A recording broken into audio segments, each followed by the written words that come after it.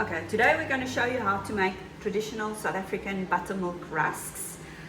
First of all, we will need 300 grams of butter, 1.5 kilograms of self-raising flour, 500 milliliters of buttermilk, a little bit of salt, 1.5 cups of sugar, 1.5 teaspoons of baking powder, and 3 eggs.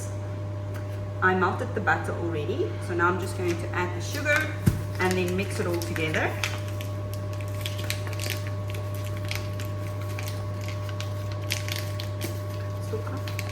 Okay, so I'm adding 1.5 cups of sugar to the melted butter, more or less accurately.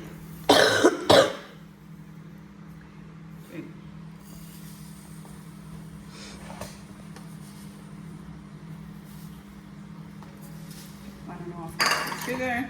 I'm just going to mix it all together until the sugar is nicely incorporated.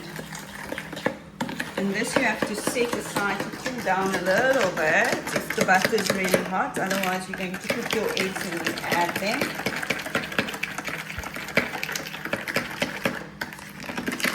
The recipe says that you need to mix the dry ingredients separately and sieve the flour and all that stuff, but can't be bothered to do that. I'm just going to add it all together in this mixture. Always done it that way, and it's never been a problem.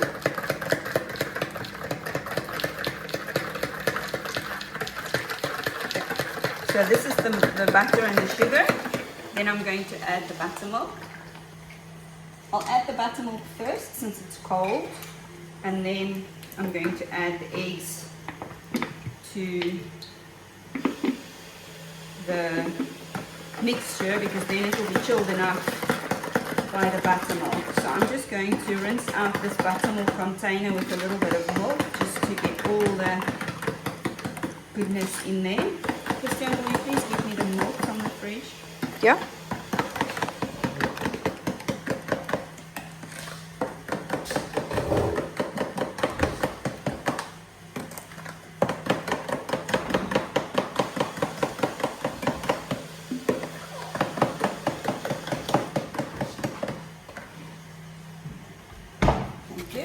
So I'm just going to fill this container about halfway with milk,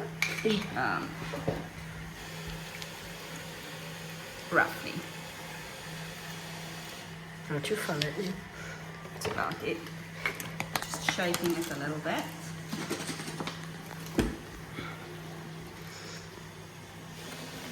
Good. Now I can add my 2 eggs.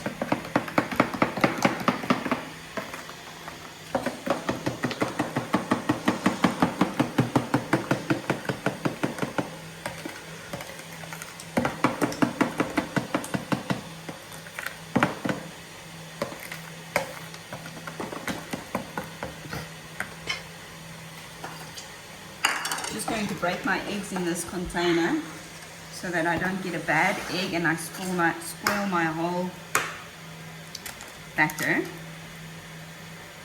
So that's 1. Okay, that's not 1. Shit happens, as they say in French. That's not really smart. 1.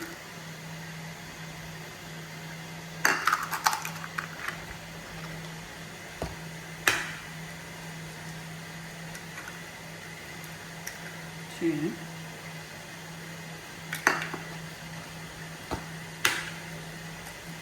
3. Okay, now I just need to clean the counter.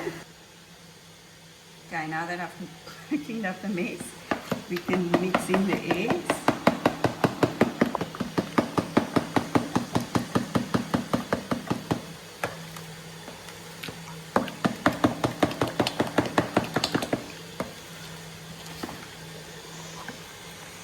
Okay, so I've got the butter, I've got the buttermilk, I've got the eggs. That's all my wet ingredients mixed in. And now I can add my dry ingredients. So dry ingredients, basically a little bit of salt. Should be enough.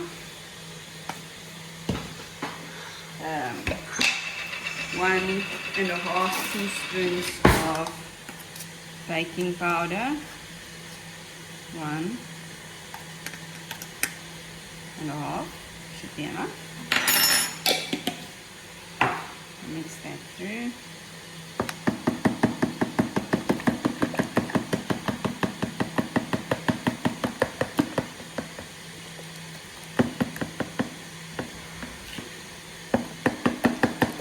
Now I can add the flour, so 1.5 kilograms of self-raising flour. It's basically normal cake flour with baking powder added to it already. I think, I would assume, I don't know.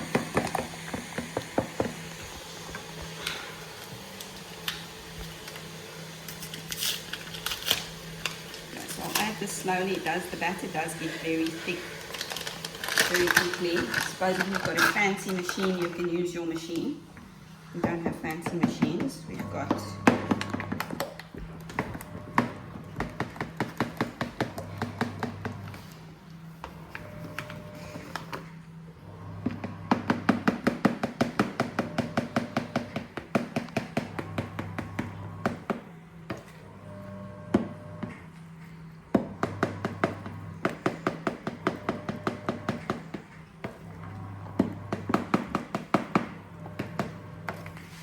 I don't really care if there's a little bit of lumps in there. They will sort themselves out in a bit as the batter gets thicker.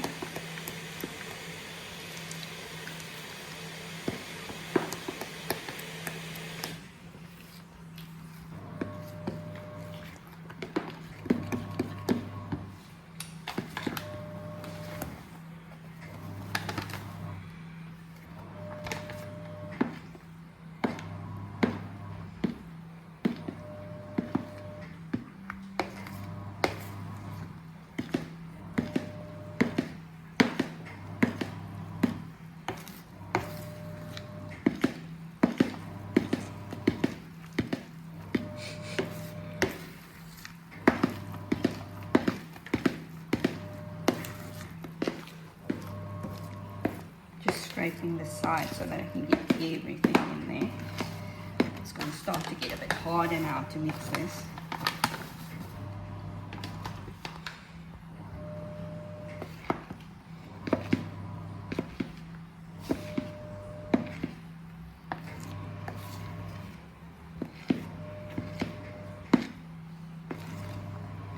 I suppose a longer spoon would work a little bit better and a little bit easier to get some leverage, but it is what it is, and I hate dishes, so I'm not going to dirty another spoon.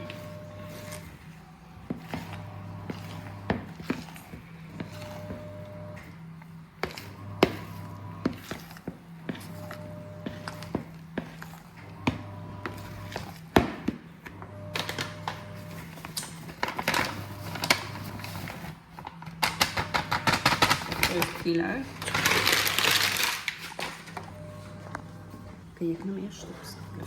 The first kilo of flour is in. I've decided to not use the spoon anymore. I'm going to use my hands. They are clean. I'm just going to add half of this, roughly, in there. If you want to be accurate, I've got the scale, so we need to have half a kilo left in here. Now it's on ounces. Not a good idea. Milliliters. Grams. Christian. Okay, a little bit more.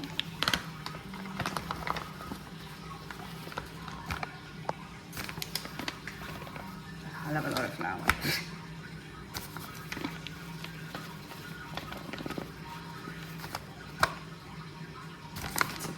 That's fine. Okay, so now I'm just going to mix it in with my hands. I'm going to add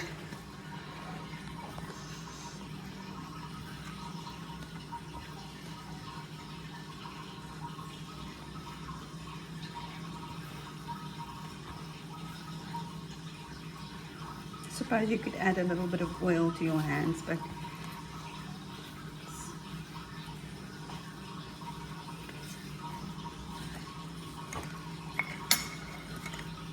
suppose you could also use a bigger bowl, but this has always been a problem for me.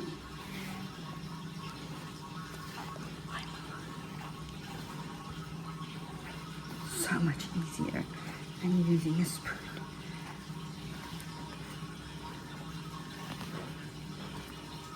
So you just keep on mixing until all the flour is incorporated, and mixing it also then gets rid of any little lumps and bumps that you might have had. As I said, I've never had an issue because I don't sift my flour or anything like that, but I'm not a professional baker. I'm a mom that's got stuff to do, and sifting flour is certainly not one of them. There we go. So it's coming together nicely. Just scraping the sides.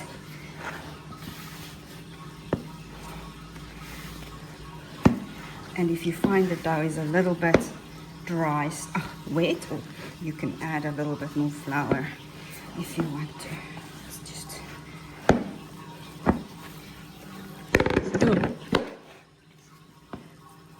just you just keep going until all the flour is incorporated, because you don't want any raw flour bits in your batter. It's not nice.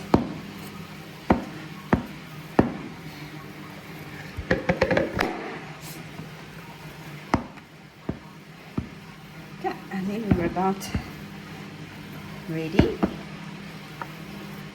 to start preparing our pan. There we go. Just cleaning my fingers a little bit.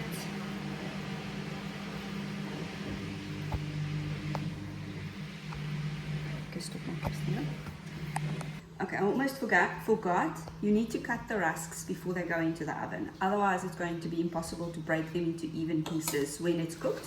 So in order to do that, with this pan, you have this grid. I don't use the, and then you press the grid down to cut through the dough. I don't use it because I don't know if I'm an idiot, but it gets stuck. So I just use it to make a mark so that I can see it, right? Where I have to cut. And then I use my pizza cutter that I'm going to lightly oil so that it doesn't get stuck like that. And then I'm cutting my dough with my pizza cutter.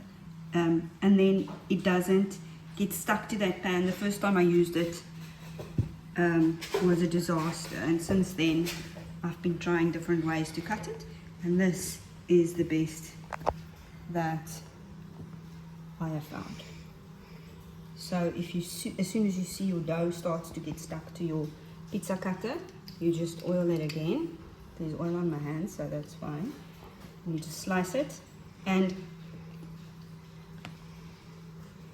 you can just follow the guides that you just made with the indents of the pan. If you've got a steady hand and you want to just do it without the guide, I suppose you could.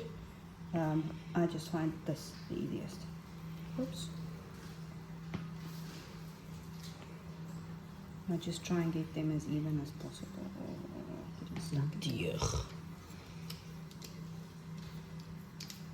Okay, and every time I just feel that my dough is going to get stuck to my pizza cutter, I just oil it again, oil it in my hand.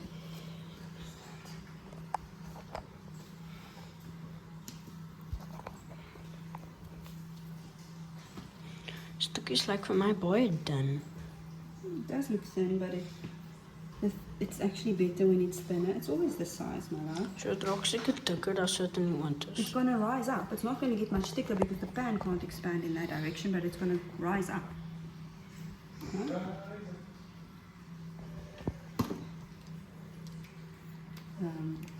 That's enough. So now, back on the street. This way. And it gives you quite a few rusks, as you can see. You just run your pizza cutter through. And that's it. Now it's ready for the oven. Okay, stop on. So the next step is to take it out of the pan and make sure you break them evenly. And the best is to use a fork, and then you just put the fork through the bottom like that all along.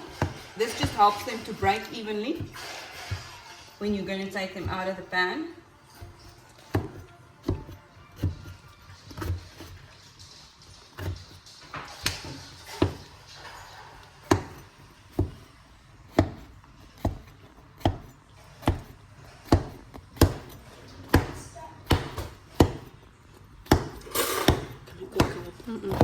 Okay, so I'm going to start this.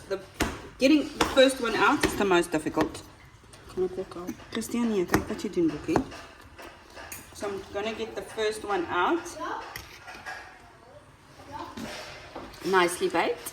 And then we put them on the rack to dry. Yeah. So I'm running my fork down.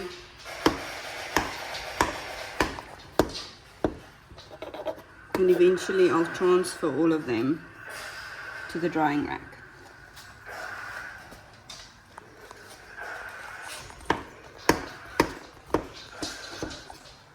They are still hot and they break easily, but luckily the boys don't mind having them just like that. It is the most delicious thing, and they fight over the pre-dried rusks. Okay. Stop.